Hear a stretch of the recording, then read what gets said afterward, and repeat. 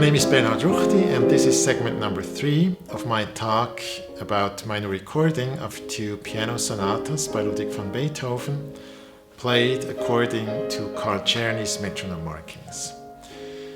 In the last segment, we have learned that the movement name Allegro, as it was used during Beethoven's time, is not necessarily about speed, but about character. We have seen that an allegro can be fast, but it can also be tranquil and slow, representing a certain character. Now, let's go back to the metronome markings given by Beethoven or Carl Czerny. I've already mentioned that all of those metronome markings are on the very high end of the tempo scale when we look at fast movements such as allegro and presto. Some of these metronome markings go beyond a level that makes sense musically. Others go even beyond the mechanical limits of period instruments. In other words, when Carl Czerny talks about the allegros and prestos in his piano school, he gives a huge variety of characters and tempos that can be an allegro.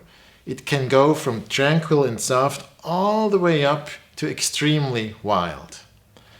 In his metronome markings, in contrast, it appears that he gives only very fast tempos. In other words, his metronome markings would not at all represent the wide variety of allegros and prestos that he talks about in his piano school. Now, what is going on here? Where does this contradiction come from? How is it possible that, for instance, for the Hammerklavier Sonata Opus 106, we have metronome markings that no one actually follows? Are these metronome markings inaccurate?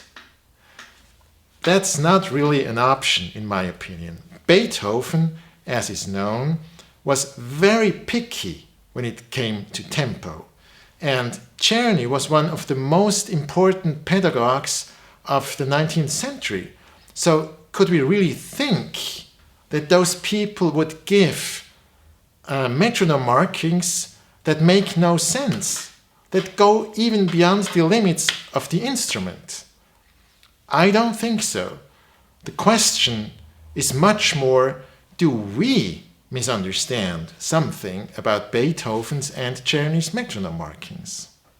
Now, the solution to that mystery is actually fairly simple, and it brings to light a new Beethoven. The solution to the mystery has to do with counting, with the way we count music. How do we count music? When I make this movement with my arm and hand, for instance, like if I were conducting or playing a drum, how do I count? The natural way of counting is 1, 2, 3, 4. 1, 2, 3, 4. In other words, I do a movement down and a movement back up, but I count both of them as one. 1, 2, 3, 4. 1, 2, 3, 4. I could also count 1, 2, 3, 4. 1, 2, 3, 4.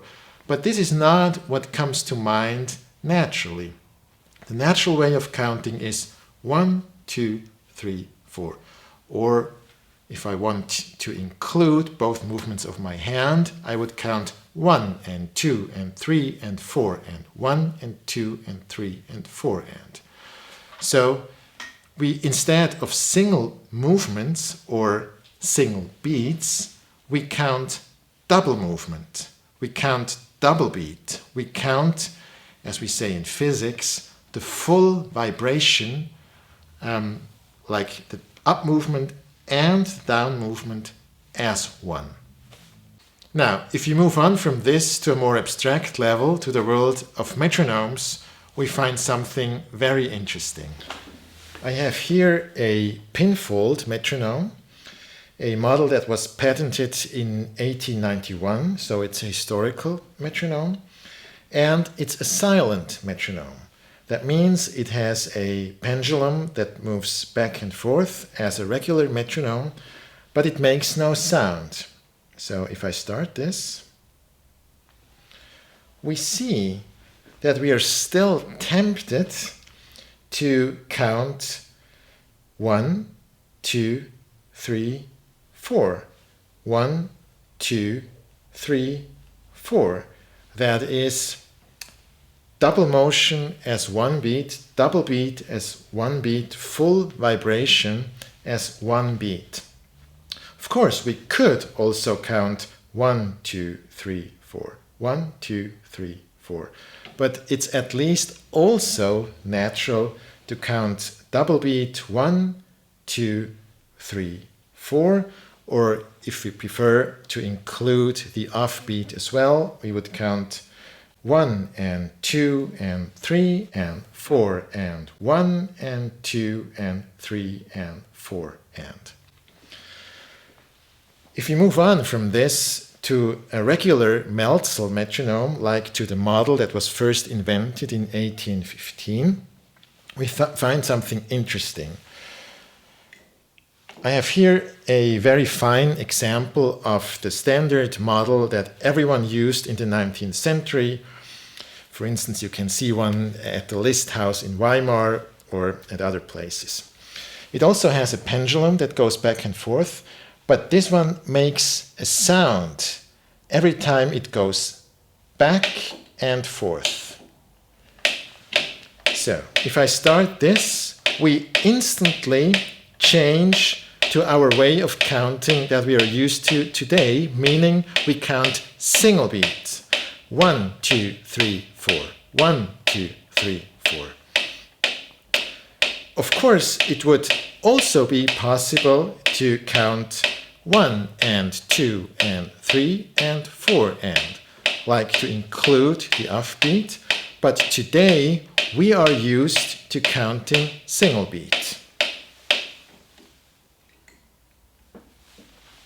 Now, the question arises at this point: what if people during Beethoven's time, who were not at all used to metronomes, simply went on counting the natural way, went on counting double beat instead of single beat? Obviously, if that were true, we would have to read metronome markings in a totally different way. If we take a beat of 120, for instance, this is about that. Today, counting single beat, we would count 1, 2, 3, 4. 1, 2, 3, 4. If we change that to double beat, we would count 1, 2, 3, 4. 1, 2, 3, 4.